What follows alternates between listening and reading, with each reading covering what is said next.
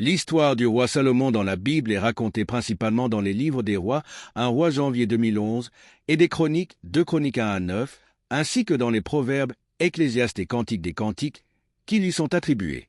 Salomon est le fils du roi David et de Bathsheba, et il succède à son père David sur le trône d'Israël.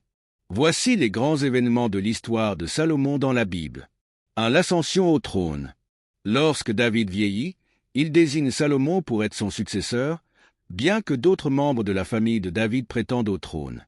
Salomon prend le pouvoir avec le soutien de son père et de la prophétesse Nathan, et il établit son règne après la mort de David. 2. Le don de la sagesse. Salomon est surtout connu pour sa sagesse, un don qu'il reçoit de Dieu. L'histoire célèbre de l'acquisition de la sagesse se trouve dans le premier livre des rois, 1 roi 3, 5-14. Un jour, Dieu apparaît à Salomon dans un rêve et lui offre de lui accorder n'importe quoi qu'il désire. Au lieu de demander la richesse ou la longévité, Salomon demande à Dieu un cœur sage et intelligent pour bien gouverner son peuple. Dieu est satisfait de cette demande humble et lui accorde non seulement la sagesse, mais aussi la richesse et l'honneur. Salomon devient ainsi célèbre pour sa sagesse, que même les rois et reines d'autres nations, comme la reine de Saba, viennent admirer. 3. Le jugement de Salomon.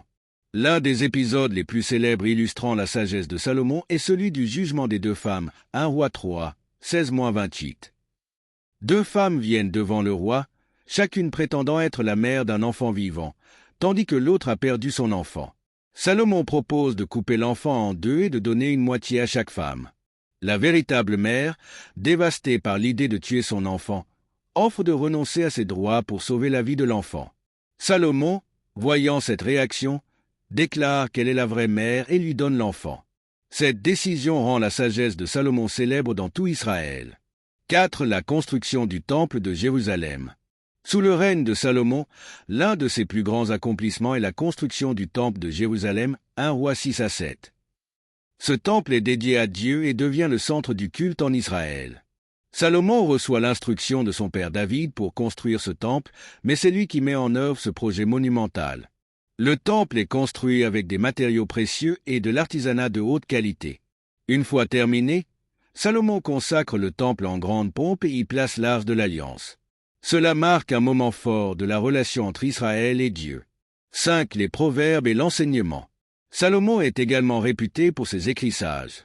Il est traditionnellement crédité de l'écriture des proverbes, qui contiennent des conseils pratiques sur la vie quotidienne, la sagesse, l'intégrité et la justice. Ce livre de la Bible est une compilation de dictons et d'enseignements sur la manière de vivre selon la volonté de Dieu. 6. Les relations extérieures. Salomon développe également des relations diplomatiques et commerciales avec d'autres royaumes. L'une des figures les plus célèbres qu'il rencontre est la reine de Saba, 1 roi 10, 1-13, qui vient de loin pour tester la sagesse de Salomon. Elle est émerveillée par ses connaissances et sa prospérité, et lui offre des cadeaux précieux. Ce récit met en lumière non seulement la sagesse de Salomon, mais aussi la richesse et la puissance de son royaume. 7. La chute de Salomon. Bien que Salomon ait commencé son règne dans la sagesse et la fidélité à Dieu, il finit par s'éloigner de cette voie.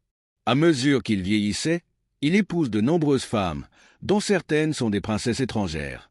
Ces mariages sont politiquement motivés, mais certaines de ces femmes introduisent le culte des dieux étrangers dans le royaume d'Israël. Salomon lui-même commence à tolérer, puis à pratiquer, des cultes idolâtres, ce qui suscite la colère de Dieu. En conséquence, Dieu annonce à Salomon que son royaume sera divisé après sa mort, 1 roi 11, 9-13. 8. Le divisé du royaume. Après la mort de Salomon, son royaume est effectivement divisé en 2, le royaume du nord, Israël, et le royaume du sud, Juda. Le fils de Salomon, Roboam, hérite du trône de Juda, mais le royaume d'Israël se sépare sous la conduite de Jéroboam. Cela marque la fin de l'unité du royaume d'Israël. 9. L'héritage de Salomon. Malgré ses faiblesses et ses fautes en fin de règne, l'héritage de Salomon reste important. Son règne est considéré comme un âge d'or pour Israël, marqué par la prospérité, la paix et la sagesse. Le temple qu'il a construit à Jérusalem reste un symbole puissant de la présence de Dieu parmi son peuple. Conclusion.